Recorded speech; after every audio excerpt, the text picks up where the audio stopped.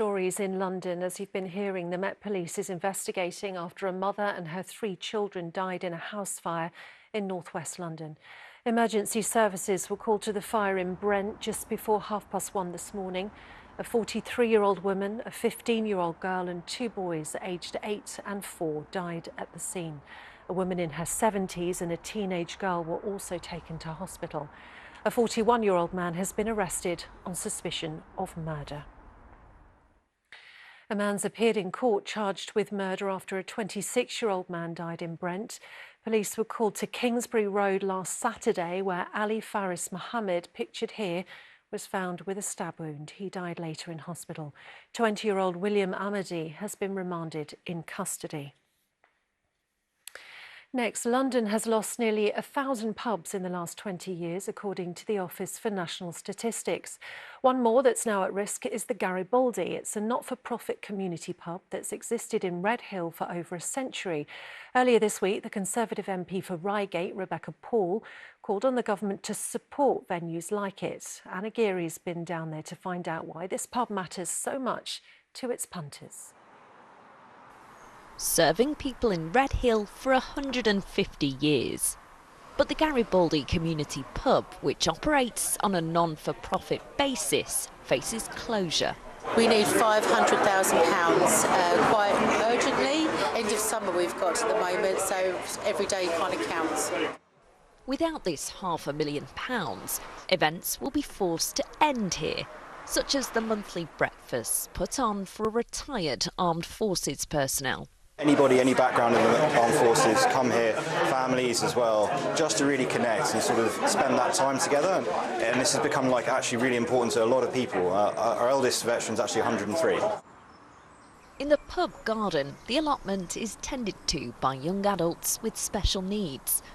The space also offers opportunities to Surrey's creative community. Redhill's been a little bit unlucky in terms of its lost theatre and lots of space. And Shiv was just straight away, come here, come and use our space. So I've done art classes here. I've had a storytelling session in a beautiful garden. It brings the community together. There's no barriers to participation. The pub was praised in Parliament this week by Reigate MP Rebecca Paul, as she urged the government to support the Garibaldi. Every bit of profit they make gets ploughed back into things that benefit the community. They are there for the benefit of Redhill residents, not for any other reason. And they are extremely good at what they do. That is incredibly clear whenever I visit. But without help, this sort of social cohesion on Mill Street will disappear. Meanwhile, fundraising efforts ramp up to save the space before the end of summer. Anna Geary, ITV News. Finally, Arsenal women are attempting to become the first English team to win the Champions League since their historic victory 18 years ago. The score is currently 0-0 at half-time. The Gunners are facing current title holders Barcelona. And Helen Keenan has been speaking to some of the Arsenal fans who've travelled out to see them. There is certainly a sense of hope here from Arsenal fans in Lisbon. We were at the fan zone that you can see behind me yesterday, and it's definitely swelled in numbers today. In fact, EasyJet have said this is the first time they've seen a commercial impact direct from women's football. Now, there is a sort of acceptance here that Barcelona are, of course, the stronger side, but from the Arsenal fans, there is definitely belief. I think they're doing really well.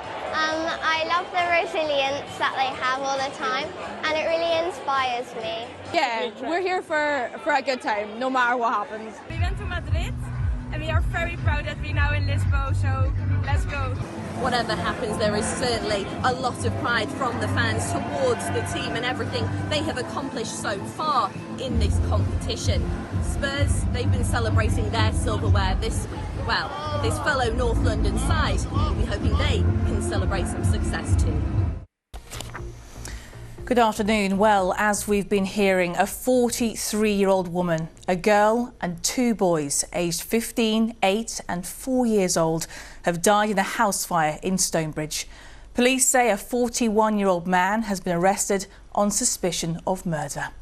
Firstly, my thoughts and the thoughts of all the emergency services are with the 4 people who died in the fire, as well as the 2 people who were taken to hospital. Detectives from the Metropolitan Police are leading the investigation, and we are working closely with the London Fire Brigade to establish the cause of the fire. Our officers were called to the scene until it closed shortly after 1 o'clock this morning. Despite the efforts of the emergency services, I can confirm a woman and 3 of her children died at the scene. A further 2 members of the same family were taken to hospital and continue to receive treatment.